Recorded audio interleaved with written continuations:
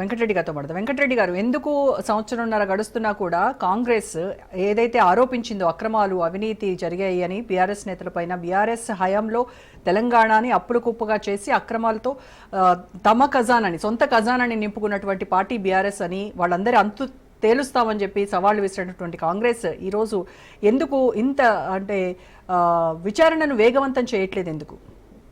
ఇప్పుడు ఒకటే madam, live లో ఉన్న మిత్రులందరూ కూడా నమస్తే. మీరు అన్నట్టుగా మీరు చాలా విషయాల ప్రస్తావన తీసుకురావడం జరిగినటువంటి మాట వాస్తవం. అన్నిటికీ 100% నిజము. గత ప్రభుత్వంలో అవన్నీ కూడా ఆరోపణలే కాదు, వాస్తవాలు. వాటి మీద ఎంక్వైరీ తీసినటువంటి సందర్భం మనం చూస్తున్నాం. రేవంత్ రెడ్డి గారు ప్రతిపక్ష పార్టీ నాయకుడిగా ఉన్నప్పుడు కాంగ్రెస్ పక్షాన మాట్లాడినటువంటి అన్ని అంశములు, ఇంకా కొన్ని ఏంటంటే పార్టీ ఫిరాయింపులకు సంబంధించినటువంటి కేసు కానివ్వండి, ఎల్ఆర్ఎస్ కు సంబంధించి 25 లక్షల మంది ఎల్ఆర్ఎస్ దరఖాస్తులు ఉంటే కోమటిరెడ్డి వెంకటరెడ్డి గారు మేము వస్తే ఉచితంగా చేస్తామని వాళ్ళు ఏంటంటే డబ్బులు వసూలు చేసేటువంటి పరిస్థితి కనపడుతుంది.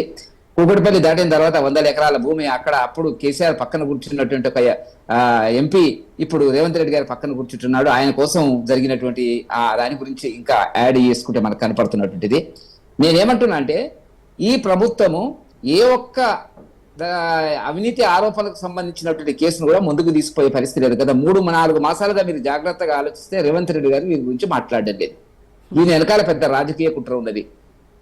అంటే కాంగ్రెస్ అధికారంలో రావడానికి ముందు 2 సంవత్సరాల లోపల తెలంగాణలో బీజేపీ బలంగా పంచుకున్నటువంటి పరిస్థితి మనకు కనపడుతున్నటువంటిది. హైదరాబాద్ మున్సిపల్ ఎన్నికల్లో 48 సీట్లు కానివ్వండి, మా రఘునందరావు గారు గెలవడం కానివ్వండి, ఈటల రాజేందర్ గారు గెలవడం కానివ్వండి, ఆనాడు మా పార్టీలో ఉన్నటువంటి కోమటిరెడ్డి రాజగోపాల్ రెడ్డి గారి అక్కడ మరి మాకు బేస్ లేదనేటువంటి ప్రాంతంలో కూడా 80,000 ఓట్లు రావడం అనేటువంటిది. మేము టీచర్ ఎమ్మెల్సీ మొన్న జరిగినటువంటిది కానీ, అంతకుముందు టీచర్ ఎమ్మెల్సీ కానీ బలంగా మేము ముందుకు వచ్చినటువంటి పరిస్థితి కనపడుతున్నటువంటిది.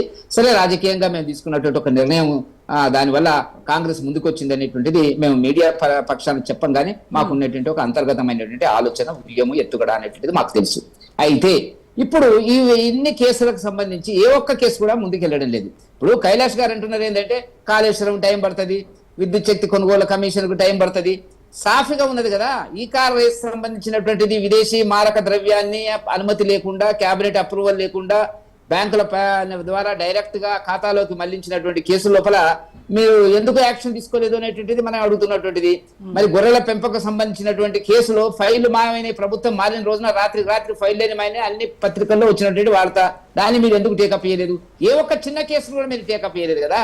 మీరు మాట్లాడుతున్నారు ఏంటంటే ఇప్పుడు ఫోన్ ట్యాపింగ్ రాలేదు, వాళ్ళు రాలేదంటే నేను ఒక్కటి మాత్రం చాలా స్పష్టంగా చెప్పదలుచుకున్నాను. భారతీయ జనతా పార్టీ యొక్క ఉద్దేశం ఏంటంటే బీఆర్ఎస్ పార్టీ, కాంగ్రెస్ పార్టీ రెండు కూడా ఒక అవగాహనతో, అంతర్గత రహస్య అవగాహనతో పనిచేస్తున్నాయి. దీనికి కారణం ఏందో నేను చెప్తాను. ఇప్పుడు రేవంత్ రెడ్డి గారికి ఉంటే వ్యక్తిగతంగా యాక్షన్ తీసుకోవాలంటే ఉండవచ్చు, నేను కాదనను. ఎందుకంటే అతను ఇచ్చినటువంటి వాగ్దానం కానివ్వండి, ఆ ఎంక్వైరీలకు సంబంధించినటువంటి చర్యలు, ప్రతి చర్యలు అనేటువంటి దాని మీద గతంలో అనేక 3-4 సంవత్సరాలుగా ఆయన మాట్లాడిన ఆయనకు ఉండొచ్చు.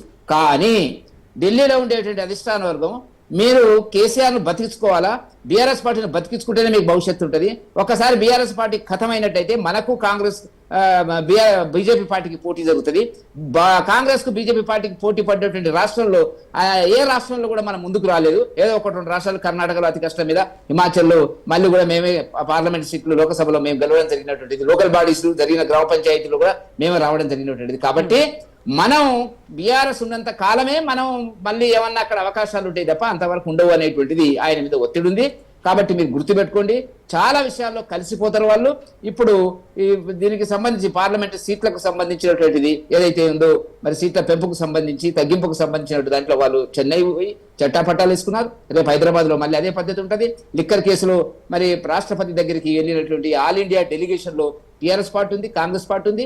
కాబట్టి వాళ్ళ మధ్యన అవగాహన ఉన్నటువంటి వాస్తవం. అంటే ఏమిటి నేను చెప్పదలుచుకున్న పాయింట్ అంటే, మమ్మల్ని అంటున్నారు బీఆర్ఎస్ తో పాటు మాకు ఒప్పందం ఉన్నటువంటిది. బీఆర్ఎస్ పార్టీ బతికినంత కాలము కాంగ్రెస్ కు అవకాశాలు ఉంటాయి అనేటువంటిది వాళ్ళ సిద్ధాంతం. ఒకవేళ బీఆర్ఎస్ పార్టీ ఖతమైంది అనుకోండి, ఎట్లా ఖతమైంది? లోక్సభ ఎన్నికలు వాళ్ళ రిజల్ట్స్ చూసినారు, ఎమ్మెల్సీ ఎన్నికలు వాళ్ళు పోటీ చేసే పరిస్థితి లేకుండా పోయినారు, కాంగ్రెస్ కూడా పోటీ చేసే పరిస్థితి లేకపోయినారు. ఇంత జరిగినా కూడా చాలా మంది మిత్రులు ఏమంటున్నారు, వల్ల మేము బీఆర్ఎస్ పార్టీ ఇప్పుడు మిత్రులు అంటున్నారు మా వైపు చూస్తున్నారు ప్రజలండి, మీ వైపు చూస్తున్నారు ప్రజలు మొన్ననే తీర్పిచ్చినారు. ఆ తీర్పు అసెంబ్లీ ఎన్నికల తర్వాత వెంకటరెడ్డి గారు, బీఆర్ఎస్ తో మీకు ఎలాంటి ఒప్పందాలు లేవు అని అంటున్నారు కదా. మరి కొంతమంది ఎందుకు సిబిఐ దర్యాప్తుకు ఎందుకు బీజేపీ డిమాండ్ చేయట్లేదు, ఎందుకు సిబిఐ ఎంక్వైరీకి వేయట్లేదు? అంటే బీఆర్ఎస్ వాళ్ళని సపోర్ట్ చేస్తున్నట్టే కదా ఇక్కడ. మేడం ఒక్కటి గుర్తుపెట్టుకోండి, రాష్ట్ర కేంద్ర ప్రభుత్వాల పరిధిలో పరిమితుల్లో కొన్ని సమస్యలు ఉన్నాయి. ఏదైనా ఒక సుమోటగా కోర్టు ఒకవేళ ఆర్డర్ ఇస్తే కేంద్ర ప్రభుత్వం ఇప్పుడు జగన్ కేసులో అట్లా జరిగింది. కోర్టు కేసు ఇచ్చింది కాబట్టి మన శంకర్రావు గారు వేసినటువంటి కేసు మీద దాని మీద ఎంక్వైరీ జరిగింది. అట్లనే జరగాల, లేకపోతే రాష్ట్ర ప్రభుత్వం రిక్తపూర్వకంగా దీని మీద ఎంక్వైరీ చేయమని చెప్పి